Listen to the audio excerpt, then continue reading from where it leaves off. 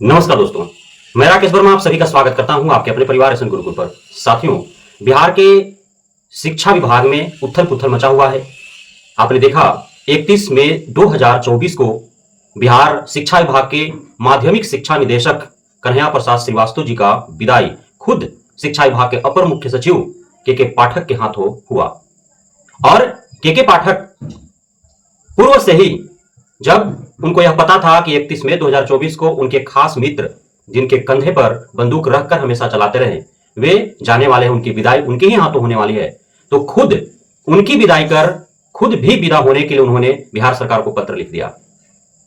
बिहार सरकार के मुख्य सचिव को उन्हें पत्र लिखा और वे 3 जून से अर्थात सोमवार से 30 जून तक पूरे 28 दिन की छुट्टी हेतु उन्होंने आवेदन दिया और उनकी आवेदन स्वीकृति भी कर ली गई। अर्थात बिहार के अपर मुख्य सचिव के पाठक भी 28 दिनों की छुट्टी पर रवाना हो चुके हैं।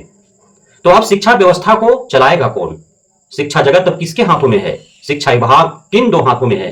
क्योंकि एक ही साथ 2 आला अधिकारी, एक अपर मुख्य सचिव के पाठक भी छुट्टी पर चले गए। अब वो लौट कर आते हैं अथवा नहीं, वह तो 30 जून को ही पता चल पाएगा। लेकिन अब कोई तो उतने दिन के लिए, पूरे जून माह के लिए बिहार के शिक्षा व्यवस्था को देखभाल करेगा।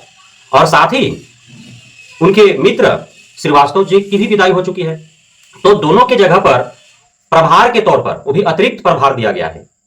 जो श्रीवास्तव जी गए तो उनके जगह पर मैंने आपको बताया था कि सनी सिन्हा जी को प्रभार दिया गया, और पाठक जी गए तो उनके जगह पर एक ऐसे सामान्य व्यक्ति को जिम्मेदारी सौंपी गई है जिसके बारे में आप जान करके शायद हैरान नहीं होंगे, क्योंकि यह जो व्यक्ति हैं यह बेहद ही सामान्य है, आईएएस, और इनकी महत्वपूर्ण भूमिका है बिहार सरकार में। आज से नहीं, कई वर्षों से यह एनडीए सरकार में भी रहे, महागठबंधन सरकार में भी रहे, और इन्हें आमतौर पर जब भी कैबिनेट की मीटिंग होता है और जिन जिन योजनाओं पर मुहर लगती है, उस कैबिनेट मीटिंग के बाद उन सारी योजनाओं को विस्तार पूर्वक प्रेस कॉन्फ्रेंस कर बताते हुए आपने अवश्य सुना होगा। और इन्हें 29-30 वर्षों का कार्य अनुभव है, केंद्र सरकार से लेकर के राज्य सरकार तक के। अभी भी बिहार की राज्य सरकार में कई विभागों के वे सचिव हैं, बिहार सरकार के मुख्य सचिव हैं, जिन्हें अतिरिक्त कार्यभार दिया गया है बिहार के शिक्षा विभाग के अपर मुख्य सचिव का। काफी अनुभवी हैं, जमीन से जुड़े हुए हैं। इनका सामान्य जीवन जब आप देखेंगे, इनका जो जीवन स्तर है, इनका जीने का जो तरीका है, बेहद ही सामान्य है। आपको यह किसी ठेले पर चाय पीते हुए दिख जाएंगे, आपको यह किसी ठेले पर गोलगप्पे खाते हुए दिख जाएंगे, आपको जो है नीचे फुटपाथ पर जो सब्जियां बेच रहे होते हैं वहां बैठ करके सब्जियां खरीदते हुए इन्हें आप देख लेंगे। आप इन्हें ठेलों पर जो डब्बे रखे होते हैं उसमें पानी होता है, डब्बे में रखे पानी को उसी जग से निकाल करके पीते हुए आप देख लेंगे। आप इन्हें रिक्शा पर बैठे हुए देख लेंगे, रिक्शा चालकों के साथ, ठेला चालकों के साथ आप देख लेंगे। बेहद ही सामान्य जीवन, जमीन से जुड़ा हुआ। तो जब ऐसे व्यक्ति हमारे शिक्षा विभाग में अपर मुख्य सचिव के तौर पर अतिरिक्त कार्यभार ही सही यदि आते हैं तो काफी ज्यादा उम्मीदें जुड़ जाती है। क्योंकि के पाठक तो हवा हवाई थे, वो भौकाल खड़ा कर रखे थे अपने चारों तरफ। जब भी बाहर निकलना है तो 10-12 पुलिस कांस्टेबल, उस जिला के डीएम, उस जिला के एसडीएम, वहां का अनुमंडल का एसडीओ, वहां का जिला शिक्षा पदाधिकारी, जिला कार्यक्रम पदाधिकारी, प्रखंड शिक्षा पदाधिकारी, सारे होते थे। कोई छता लेकर के खड़ा है, कोई डायरी लेकर के खड़ा है, कोई बैग लेकर के खड़ा है, हुजूरी कर रहा है। और कभी कभार ही वो देखने को मिलते थे। तो इस प्रकार के भौकाल था उनका। कभी उन्होंने प्रेस कॉन्फ्रेंस नहीं किया, कभी उन्होंने मीडिया से रूबरू नहीं हुए, कभी शिक्षक शिक्षाएं छात्र छात्राओं की समस्याओं से वो रूबरू नहीं हुए, ऑन स्क्रीन प्रेस कॉन्फ्रेंस के माध्यम से मीडिया का सवाल नहीं लिए कि आखिर क्या उनके गलत नीति नियमों दिशा निर्देशों से क्या बैड इफेक्ट पड़ रहा है शिक्षक शिक्षाओं छात्र छात्राओं के ऊपर, तो उन्हें उसमें क्या सुधार या संशोधन करने चाहिए। वो बस जो बोल दिए वह नीति बन गया, नियम बन गया। लेकिन उससे सीधा उलट जमीन से जुड़ा हुआ व्यक्ति जो हर समस्या को समझता है, जानता है, उसे आदि हाथ में पावर मिला है, तो अब उम्मीदें बढ़ चुकी है शिक्षक शिक्षाओं छात्र छात्राओं का कि अब उनके साथ न्याय होगा। लेकिन अब देखना यह होगा कि क्या यह सामान्य सा व्यक्ति, सामान्य सा दिखने वाला लेकिन असामान्य व्यक्ति, खास व्यक्ति, इतना बुद्धिजीवी, ज्ञानी, इतने बड़े बड़े पदों को संभालने वाला, जिम्मेदारी निभाने वाला सफलतापूर्वक, आज तक कहीं भी इस अधिकारी पर दाग नहीं लगा।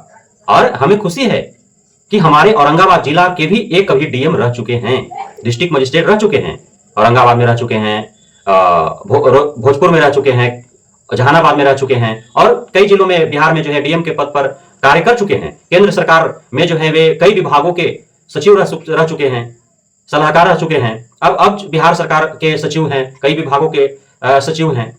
अब इनको अतिरिक्त कार्यभार दिया गया है अपर मुख्य सचिव के तौर पर। तो इनका पास एक अलग ही अनुभव है और इन व्यक्ति को जो है बिहार के शिक्षा विभाग का अपर मुख्य सचिव बनाया गया है। तो जरूर ही शिक्षक शिक्षिकाओं छात्र छात्राओं को न्याय मिलना चाहिए। भीषण गर्मी में कुछ ही दिन का सही, 2 ही हफ्ता का सही गर्मी का छुट्टी हो। साथ ही जो समय सारणी को लेकर के गलत सलत जो नीतियां बनाए गए हैं, समय सारणी में संशोधन हो। निरीक्षी कर्मियों को भेज करके और जो बे मतलब शिक्षक शिक्षिकाओं को शोषित किया जा रहा है आर्थिक रूप से और मानसिक रूप से, उस पर नकेल और लगाम कसे। विद्यालयों का निरीक्षण हो लेकिन ईमानदारी पूर्वक हो, जहां गलत है उसके खिलाफ एक्शन हो। ये नहीं कि गलत है नहीं है फिर भी मैनेज करने के एवज में जो है 1000 रुपए उनसे वसूल किया जाए और विद्यालयों का स्थिति जो है उसी हालात में छोड़ दिया जाए।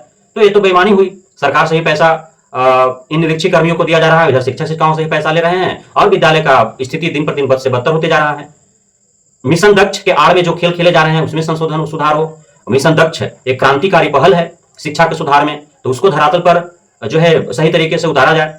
नामांकन रद्द के पीछे का जो खेल है उसकी हकीकत को, वास्तविकता को समझा जाए कि आखिर क्यों बच्चे अनुपस्थित हैं, उनके अभिभावकों से फीडबैक लिया जाए, उन बच्चों से फीडबैक लिया जाए। ये हो जो भी शिक्षा विभाग में एससी के पाठक के रहते हुए घोटाले हुए हैं, थाली घोटाला, बेंचेस घोटाला, प्रीफेक्ट निर्माण घोटाला, पेयजल आपूर्ति घोटाला, समरसेबल घोटाला, बस्ता घोटाला, विद्यालय जीर्णोद्धार घोटाला, विद्यालय निर्माण घोटाला, डेली वीसी घोटाला, नामांकन रद्द घोटाला, एफएलएन किट्स घोटाला, एफएलएन ट्रेनिंग घोटाला, आउटसोर्सिंग एजेंसियों से जो भर्तियां हुई है उसमें तमाम तरह के घोटाले और घूसखोरी। जो आउटसोर्सिंग एजेंसियों से बहाल जो भी कर्मी है उनको समय से जो वेतन नहीं मिल पा रहा, 8-10 महीना का वेतन नहीं मिला है, उस वेतन विसंगति को दूर किया जाए। जो बीपीएससी शिक्षक अब तक 6-7 महीना से उनको वेतन नहीं मिला, उनका वेतन विसंगति को दूर किया जाए। प्रत्येक माह के 1 तारीख को वेतन देने की जो वादा है उस वादा को पूरा किया जाए। तब सभी तरह से यदि संतुष्ट होंगे शिक्षक शिक्षिका शिक्षकेतर कर्मी छात्र छात्राएं, तभी जाकर के एक पढ़ाई नुमा माहौल बन पाएगा, सकारात्मक माहौल उत्पन्न हो पाएगा और पठन पाठन की क्रिया जो है वो सफलतापूर्वक संपन्न होंगे और गुणवत्तापूर्ण शिक्षा की कल्पना हम कर पाएंगे। अन्यथा के पाठक का जो रौब था, जो भौकाल था, जो उन्होंने हालात उत्पन्न कर रखा है, जो भय उत्पन्न कर रखा है, इस माहौल में न तो पढ़ाने वाले पढ़ा पा रहे हैं सही, न पढ़ने वाले पढ़ पा रहे हैं सही। तो इन सारे विसंगतियों को दूर करने की अपेक्षा जो है महानुभाव से है, डॉक्टर एस सिद्धार्थ साहब से, जो वर्तमान में बिहार सरकार के मुख्य सचिव एवं अन्य कई विभागों के वे अपर मुख्य सचिव हो, ज्वाइंट सेक्रेटरी हो के तौर पर हैं और अब अतिरिक्त कार्यभार जो है वो शिक्षा विभाग के अपर मुख्य सचिव के तौर पर दिया गया है।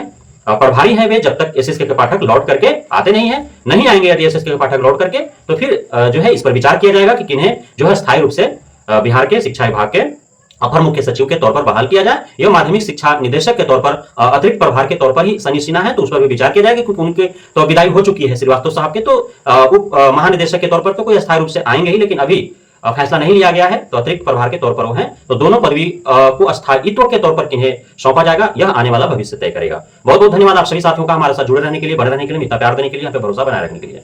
जय हिंद।